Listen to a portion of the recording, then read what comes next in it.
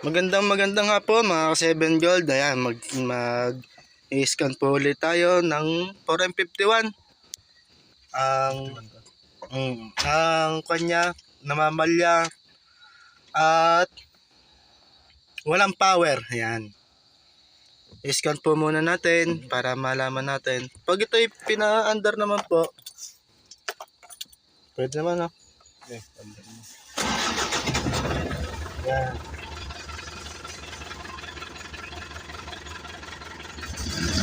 Ayun.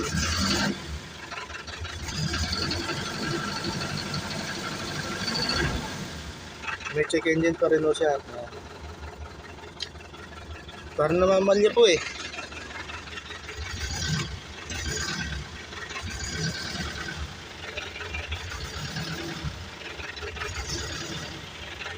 Yan, scan po muna natin.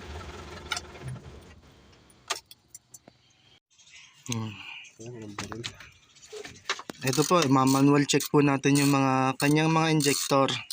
Yan. 4M50. Yan. Ito po mga ka-7 Gold. Yan. Babaklasin na natin ang kanyang mga injector. Ang injector number 2 na medyo tanggal na. Yan. Tanggal na. Isa na lang. Number 1. At kailangan po pala nito ay pag hinugot ng injector, kailangan niya ng sunod-sunod din po para hindi po mawala yung kanyang order. Yan, sige po. Yan po mga ka-7 Gold, natanggal na po natin yung kanyang mga injector. Ayan. At nandito na po yung kanyang mga injector. Ayan. Namamalya ho at walang power. Ito nga po pala. Pampigiri yata ito. Yan po, itetest po muna natin ang isa. Yan.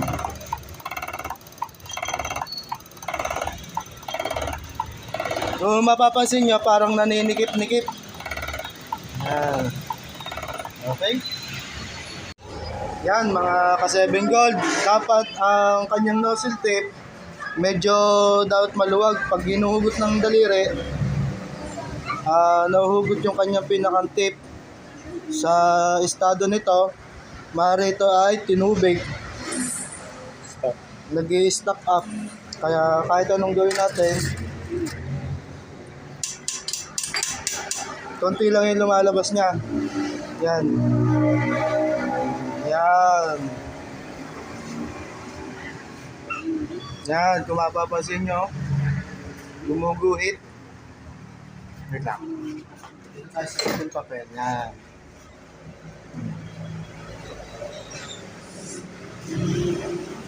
Yan. Indication po yan na yung kanyang bigay ng crudo ay hindi maganda. Yan.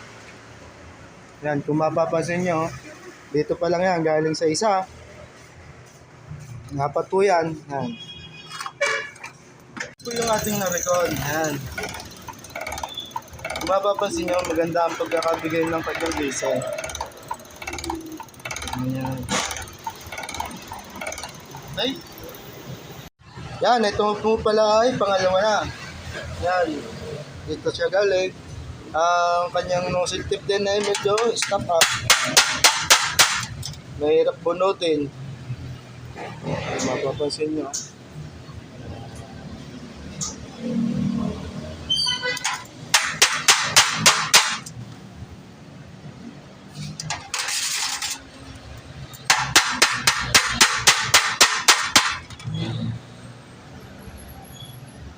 Hindi kaya.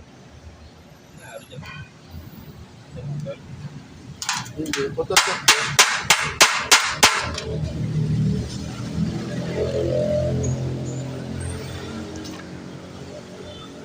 Mapapansin ko, medyo matigas. Hindi mo lang naikot.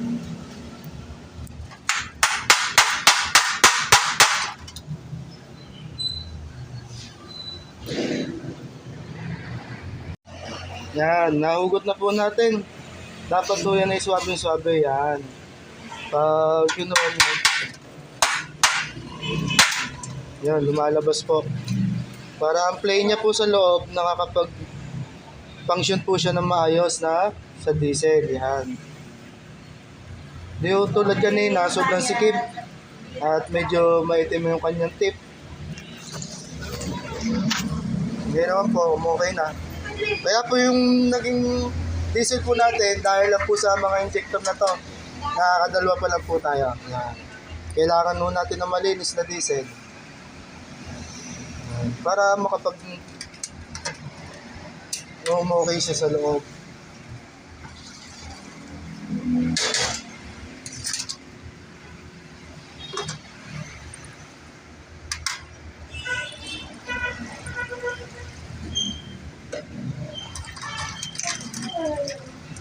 Yan. Yan, nakakapaglaro na po siya.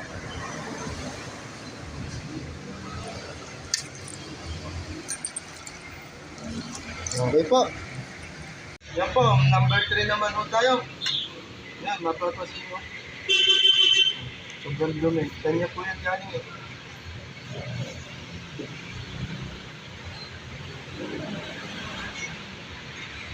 Napakadumi po.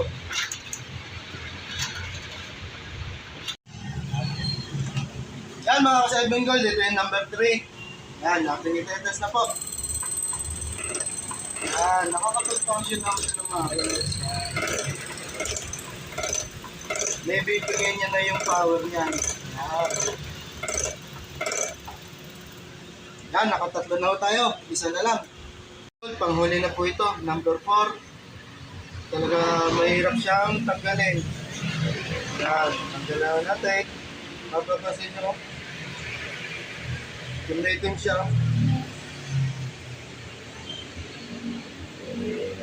Malfunction na ho ito. Sobrang katagalan na rin. Yan, makikita nyo po.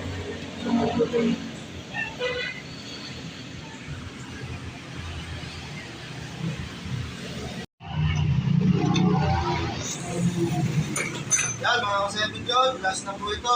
Number 4.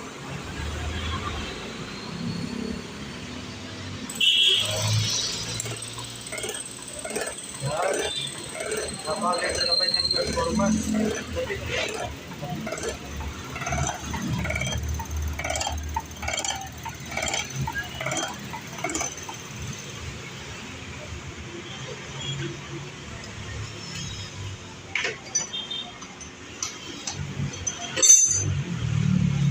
Yan ay number 4.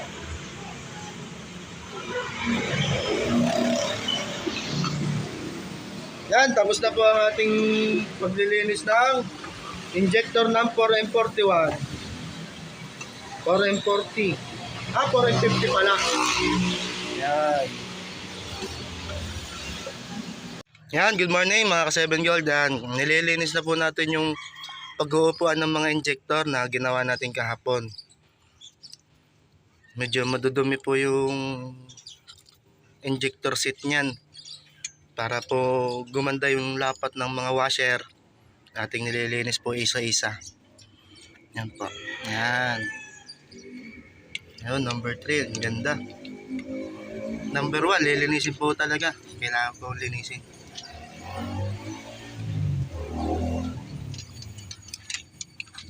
So, sinesetting na po natin isa-isa yung kanilang mga injector. Yan. Number 3. Washer. Kailangan po may pasok po ng maayos yung washer. Yan. Para hindi magkaroon ng singaw, para pag nagka-combustion na po siya, pit na pit po talaga. Boss, yung may tape plon pa pala yan. Ayan. Kaya po pa yan may tape. Gawa ng tandaan po yan. Yan. Pala tandaan. Kung saan po natin hinugot yung mga injector niya, doon po natin ibabalik ulit. Ay, nadoblehan ng washer ko. Injector pala. O-ring.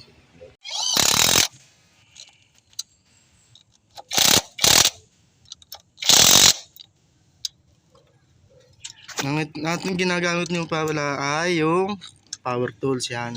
Pero naka-torque na rin po yan.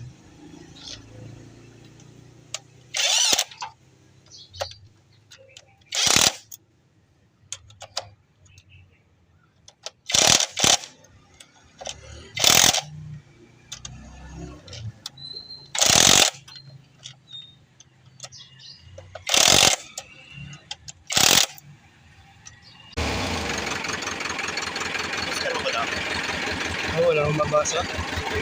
Meron na talaga yan.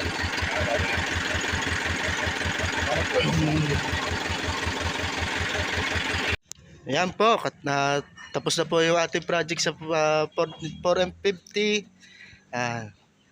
Salamat sa Diyos at natapos na rin po. Maraming salamat. Thank you.